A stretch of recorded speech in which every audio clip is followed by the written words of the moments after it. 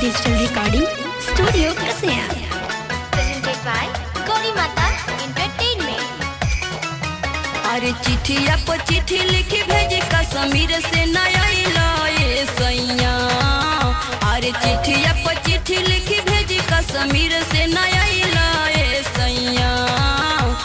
ताना मारे पाँव के पायली अजिया छछ नैला ये सैया।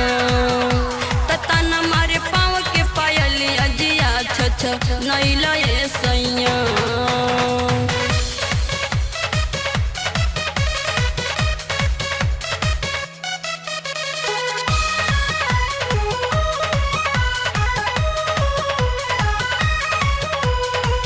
भारत के दुश्मन बाटे पापी पाकिस्तान हो। झुके ना दी हो सैया देशवा के शान हो। देशवा के शान हो। भारत के दुश्मन बाटे पापी पाकिस्तान हो।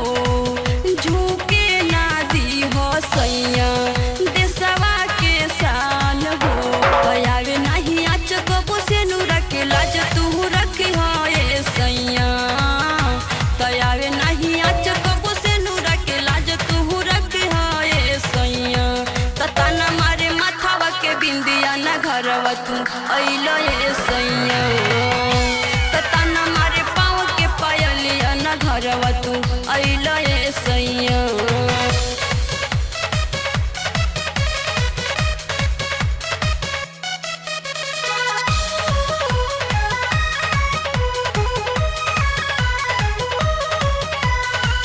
फौजी नागेंद्र सैया बूझे ले बात के।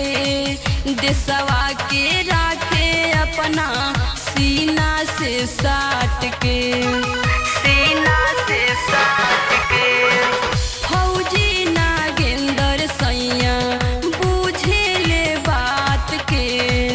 देशवा के राखे अपना सीना से साट के। पूनम सावरिया से लागल सनेही न भूलई हो ये सैया। पूनम सावरिया से लागल सनेही न भूलई हो ये सैया। तरुआ तटे आँखी के कजरवा न घरवा तू अइलो ये सैया। तरुआ तटे आँखी के कजरवा न घरवा तू अइलो ये सैया। गौरी माता एंटरटेनमेंट।